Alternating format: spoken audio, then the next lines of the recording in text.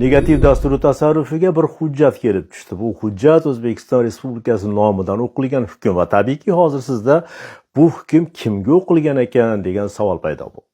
Demak, 2024-yilning 11-yanvarida Kattaqo'rg'on tuman jinoiy sudida 42 yoshli Tolliboy Yo'ldoshovning ishi ko'rib chiqilgan. Sud hujjatlarida aytilishicha, Tolliboyning Qo'shrabot tuman Zarkent mahalla fuqarolar yig'ini Zarkent qishlog'ida joylashgan uydan gultuvakka ekilgan bir tup nasha va 2 tup ko'knor o'simliklari topilgan. Bundan tashqari Tolliboy yashaydigan uyda xolislar ishtirokida tintuv o'tkazilgan.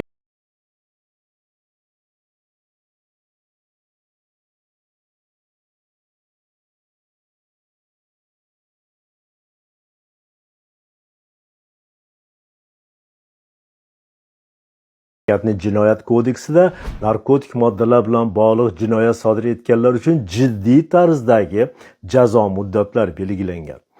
Demak, Tolliboy Yo'ldoshovning uyidan umumiy hisobda 25,65 gram miqdorda narkotik moddasi topilgan. Bu miqdor Tolliboyning eng kami 4-5 yil umrini panjara ortida o'tkazishga yetardi. Biroq Tolliboy Yo'ldoshovning omadi bor ekan. Sud unga 16,500,000 so'm jarima belgilab, sud zalidan ozod qiladi. Garov uchun Samarqand viloyat ichki ishlar boshqarmasining depozit hisob raqamiga qo'yilgan 10,200,000 so'mini ham qaytarib berishadi.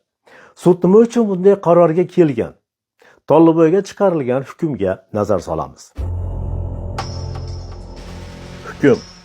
Sudlanuvchi Yo'ldoshov Tolliboy Narbayevich O'zbekiston Respublikasi Jinoyat kodeksining 270-moddasi 1-qismi va 276-moddasi 1-qismida nazarda tutilgan jinoyatlarni sodir etganlikda aybli deb topilsin. Sudlanuvchi Yo'ldoshov Tolliboy Narbayevich O'zbekiston Respublikasi Jinoyat kodeksining 270-moddasi 1-qismi bilan Jinoyat protsessual kodeksining 463-moddasi 3-qismi 2-bandiga asosan jazodan ozod qilinsin. Sudlanuvchi Yo'ldoshov Tolliboy Narbayevichga O'zbekiston Respublikasi Jinoyat kodeksining 276-moddasi 1-qismi bilan davlat foydasiga bazaviy hisoblash miqdorining 50 baravari miqdorida, ya'ni 16,500,000 so'm jarima jazosi tayinlansin. Sudlanuvchi Yo'ldoshov Tolliboy Narbayevichga nisbatan qo'llanilgan garov ehtiyot chorasi hukm qonuniy kuchga kirgandan so'ng bekor qilinsa va garov uchun Samarqand viloyat ichki ishlar boshqarmasi depozit hisob raqamiga to'langan 10,200,000 so'm pullar sudlanuvchi Yo'ldoshov Tolliboy Narbayevichga qaytarilsin. Sudlanuvchi Yo'ldoshov Tolliboy Narbayevichga O'zbekiston Respublikasi Jinoyat kodeksining 96-moddasiga asosan tibbiy muassasalarda giyohvandlikdan davolanish tibbiy yo'sindagi majburlov chorasi tayinlansin. Sizda hozir savol paydo bo'ldi. Nima uchun sud uyidan 25 gram narkotik moddalar va nasha hamda ko'knori ko'chatlari topilgan shaxsga bu qadar bag'rikenglik qildi? Haqiqatan nega shunday bo'ldi? Mahkamaga tortilgan giyohvandlar hamda uyidan shunday moddalar topilgan boshqa fuqarolar ozodlikdan mahrum qilish jazosini olayotganida Tolliboy Yo'ldoshev degan fuqaro nima uchun shunchaki jarima bilan qutulib qoldi? Menimcha buning sababi Tolliboy Yo'ldoshevning egallab turgan lavozimida.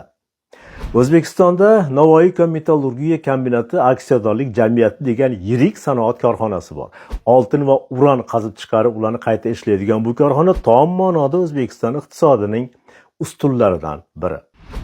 Uyda narkotik moddalarni saqlab, nasha va ko'knor yetishtirgani uchun sudga tortilgan Tolliboy Yo'ldoshev Navoiy metallurgiya kombinatiga qarashli Janubiy kon boshqarmasining direktori.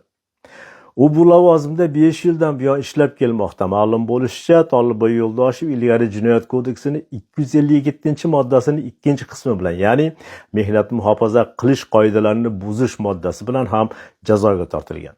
1 yil muddatga muayyan huquqlardan mahrum qilingan hamda 3 yillik axloq tuzatish ishlariga jalb qilingan. Janubiy kon boshqarmasi Navoiy metallurgiya kombinatining eng ilg'or yetakchi bo'linmasi hisoblanadi. Boshqarmaga qarashli Zarmitan, Marjanbuloq konlaridan qazib olingan oltin rudalari boshqarma sexlarida oliy navli oltin mahsulotiga aylantirilmoqda. Bugun bu boshqarmada 6,000 dan ziyod ishchi xodimlar bor. Bugun mana shunday ulkan va mas'uliyatli yuksak korxonani narkotik moddalar iste'mol qiladigan shaxs boshqarayotganiga ishonish qiyin. Mamlakatning oltin va uran ishlab chiqarishdek muhim sohasida ma'nan va ruhan hushyor, sog'lom hamda har tomonlama yetuk rahbar xodimlar ishlashi kerak emasmi? Mamlakat oltin zaxirasiga har yili tonnalab oltin qo'shayotgan Zarmiton hamda Majronbuloq konlarining rahbari bo'lgan Tolibay Yo'ldoshevning giyohvand ekani haqida mamlakatning oliy rahbariyati biladimi? Negativga kelayotgan xabarlarda aytilishicha, aynan mana shu ikki oltin koni Zarmiton va Marjonbuloqda noqonuniy ruda qazib olish bilan shug'ullanuvchi jinoiy guruhlar bemalol harakat qilishmoqda. Bu guruh a'zolarining barchasi manbalarning aytishlaricha Janubiy kon boshqarmasi rahbari Tolibay Yo'ldoshev bilan yaqin aloqada.